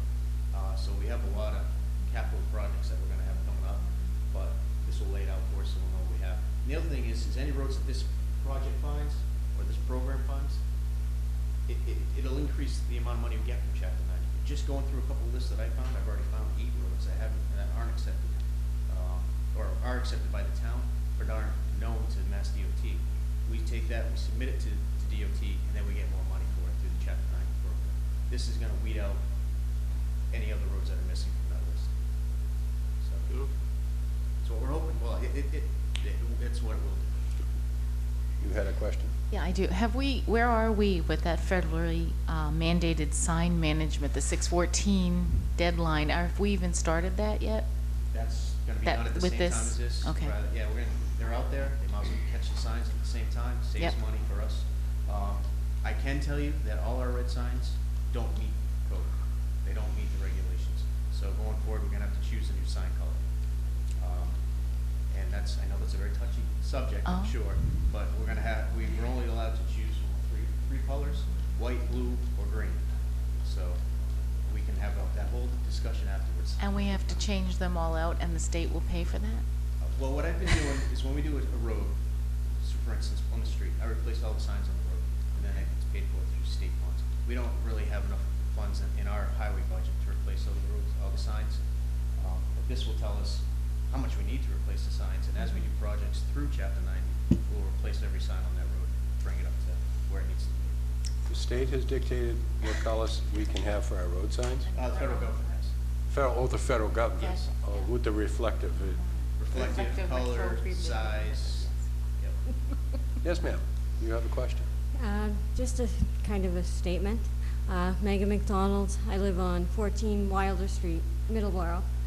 My major concern about this whole entire thing, I support it 100%, but Sachem Street kind of connects to my street a little bit, and I've noticed that street is almost broken apart as we're going down there, and to me, it's completely unsafe. And I know that sometimes the COA buses have to go down that street as well, and it's, major impact.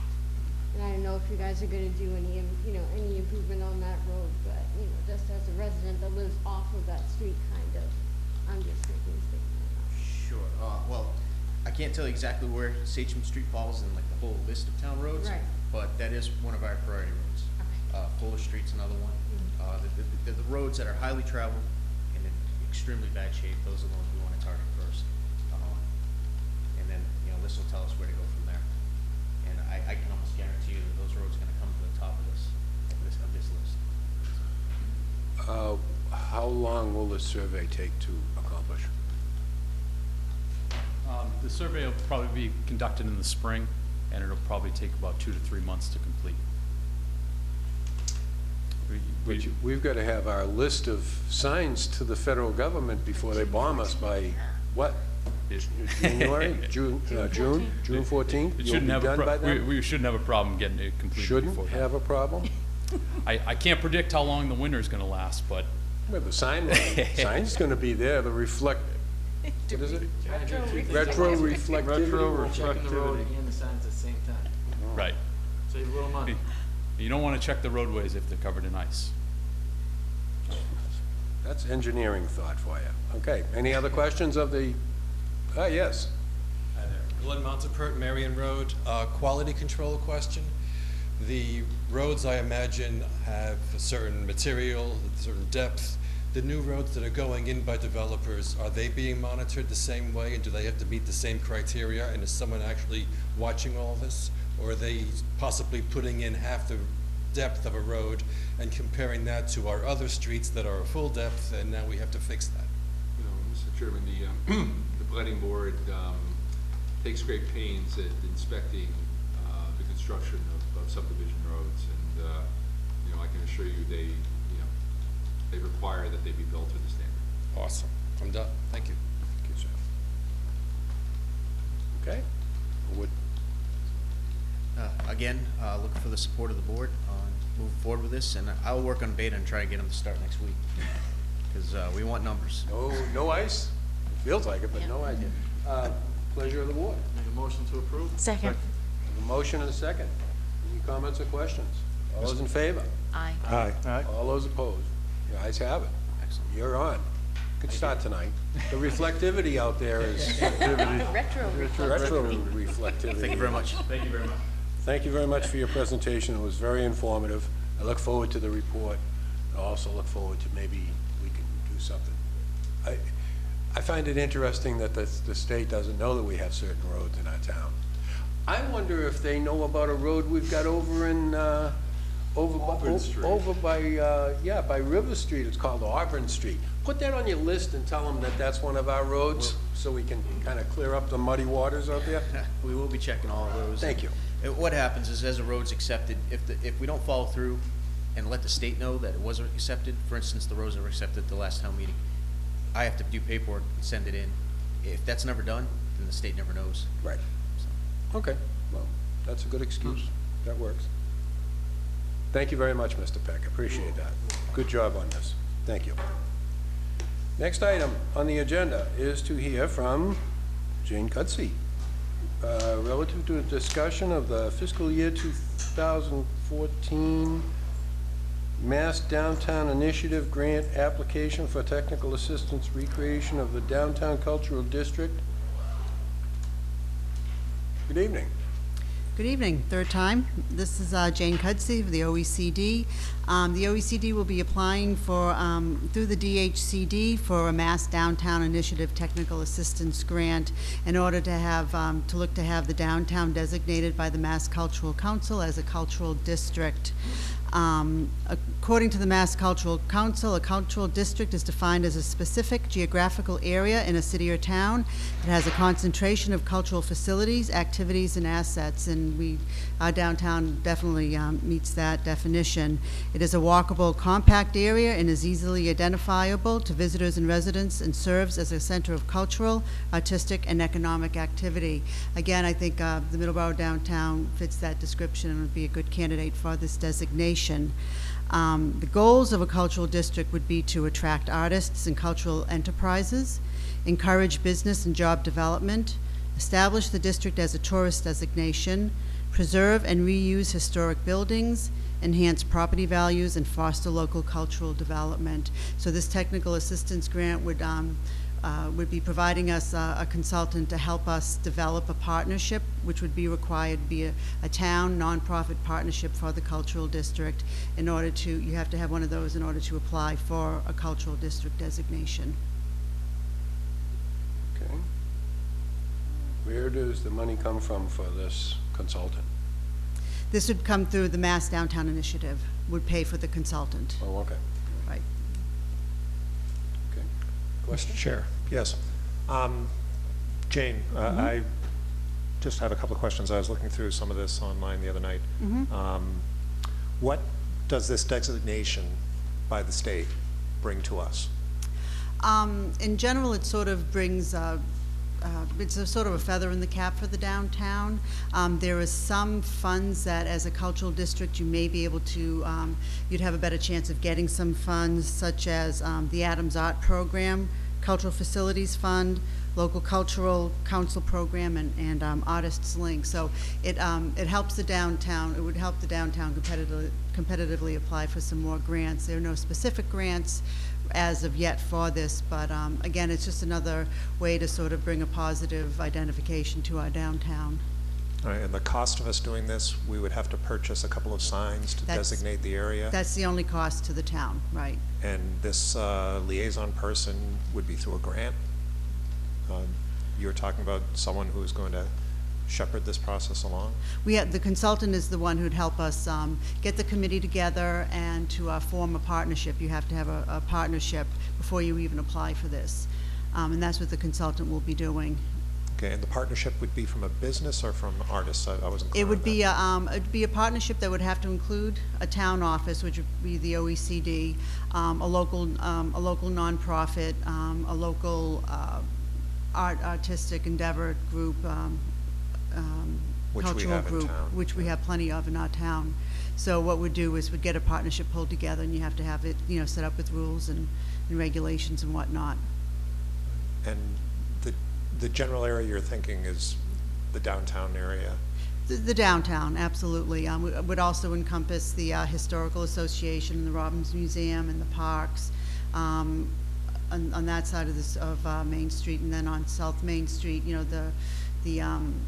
the town hall is absolutely in it. The historic district, it will encompass the whole historic district. Okay. Any other questions on the board? No? Ben? No? Okay, pleasure of the board? Motion to approve? Second. A motion and a second. Thank you. Comments or questions? And this would be to authorize the chairman to sign this Correct. application. Any other comments or questions? All those in favor? Aye. All those opposed? The ayes have it. Thank you. Okay, thank you. Town managers report. Chairman, I didn't have anything in writing this week, but I would like to point out something in the correspondence. It's the letter I wrote to Stephen Crosby, Chairman of the Mass Gaming Commission, on the town's behalf to petition to be designated a surrounding community to the Raynham Park LLC proposal for a slots parlor. I spelled out primarily the, the case for us. We are a bordering community to Raynham, and we, potentially could be impacted by traffic depending on where they're going to be drawing their clientele. Unfortunately, they didn't have any data to tell us one way or the other whether we would. So I, say in the final paragraph that, the commission should approve us as a surrounding community because, if we are impacted, how do we get anything out of this process if we're not a surrounding community? So that's going to be our argument, and we'll see. I had to serve this upon Raynham Park, which I did via email, and they have a certain number of days, I think it's 10, to reply, and then I think it goes before the commission for a hearing, perhaps, and a determination. So we're not the only ones who did that. Lakeville, Bridgewater, Berkeley, Rehoboth, and I believe Dayton all also submitted petitions. And as I told you last week, Raynham Park gave us what they call a nearby community agreement to review. The community is going to meet and discuss that on Friday. In all fairness to them, we appreciate the effort, but it really doesn't, I think, come anywhere close to what we would need, because what they're asking us to do is drop our petition to be a surrounding community in order to enter into that agreement. I don't think that's fair. So I'll be back to you after the meeting Friday. Maybe I'll report. I will report at the next meeting about what the communities believe would be necessary to enter into an agreement with Raynham Park, if at all, at this time, and continue to pursue this. Second item, just want to give you an update on the space in our bank building. As you know, Eastern Bank left about a week or so ago. They spent last week cleaning up the property, and they took out the ATM. We repainted the lobby area just to make it look presentable, and we continue to market it. We've advertised, I think, in 4 or 5 publications by now. We've sent letters now to another 30 or 40 financial institutions on top of the 30 we sent out originally. We find that the greatest interest so far is from small community banks, so we've been focusing on them. I followed up with direct phone calls to those banks to try and elicit greater interest. We've had a couple of banks come down and visit the space. I've learned in talking to them, however, that even if they're interested, they have a long process, a long regulatory process. Ben probably knows this about establishing branches. So I will be seeking to extend our deadline. Our deadline was for November 15th to ask for responses. That's not realistic, so I'm going to extend it another month and continue to market it and pursue interested parties. I mean, it really, as you know, it's set up to be a bank. It would be very nice to find a bank that would come in and want to operate it. So that's what we're going to continue to focus on. That's it? That's it. Okay. Correspondence? Mr. Quill?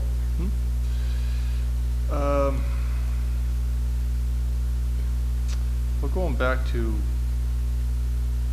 what Charlie was referring to, item number 2, I mean, I guess it's more convoluted than one would think, but other than bordering the town that the casino is going to sit in, what more do you need to be considered a surrounding community? Yeah, I just... if you read the regulations, they focus on, I think I used the terminology in my letter because I wanted to feed it right back to them. They focus on things that will significantly and adversely affect us. So it's not, so even being just on their border doesn't necessarily mean you're a surrounding community. They want to, or they will evaluate whether or not there are not even just impacts, but significant and adverse impacts. So I think we can certainly make the case that if, you know, a certain level of traffic could significantly adversely impact us, and, you know, I think that's something that, you know, we can assert, and they're gonna have to prove to us that they don't. Now, do they at all consider the fact that communities like ourselves are going to be, could be dealing with multiple casinos in a very small radius?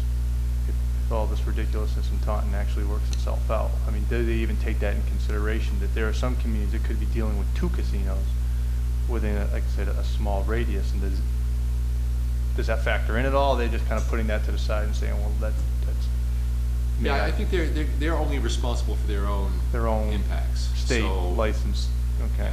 Well, I mean, obviously, though, the you know, the problem with the tribal casino is that it doesn't exist. Well, well, should it somehow come into creation? It doesn't go through this. I mean, I think the Gaming Commission, you know, and what we're going through with them is designed to force the proponent, the applicant, and the communities together and to work things out. But that doesn't, you know, that's not the process with the tribals. No one wanted to address the potential impacts like the commission here is doing up front. You know, now they're proceeding, you know, down the path with their EIR, and you know, very little is being evaluated in terms of impacts beyond the immediate area. So, well, you know, I guess nothing prevents them from doing that. I mean, like I said, it's a long shot, but still, I think there are certain communities like this one that would be impacted by both, if that was the, I mean, like I say, they're not considering it, but there's nothing prevents them considering that certain communities would be adversely impacted twofold. In that rotary would be the hardest hit by far. So I didn't know if they were just taking that into consideration. Doesn't sound like they are, but yeah, no. And again, in terms of this proceeding with the Gaming Commission, no. You know, I think it's primarily just what are the impacts here, and what would need to be mitigated should it go forward. Okay. That's all I have. Thank you. Mr. Norton? Mr. Fowler? Just to continue to beat the dead horse. There's yeah, I mean, Charlie, we were at that meeting, and I still can't believe that they said, oh, I didn't even think of the Rotary. Yeah, you're absolutely right that the commission wants the community and the proponent to work together, and when they don't, that's when they step in. And I think that's what we're going to have to, that's the path we have to follow, because the proponent doesn't want to work with us because they didn't even think about us. But there's a meeting in Easton coming up. I mean, in Raynham coming up. Yeah, in December. Regarding this. Yeah. So we'll have to see how this goes, but I'd be more than happy to probably attend that meeting anyway. Yeah. But yeah, I think it's necessary that we follow this path, because otherwise we literally don't get anything. Correct. So that's it for me. Okay. I had taken the liberty, being a chairman, and I had posted a meeting for tomorrow night in case there was a rent control hearing. So we want to cancel that. Put the official notice out tomorrow morning and cancel that hearing, okay? Thank you.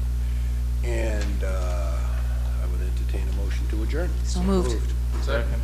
Okay, all those in favor? Aye. All those opposed? Thank you, and good night.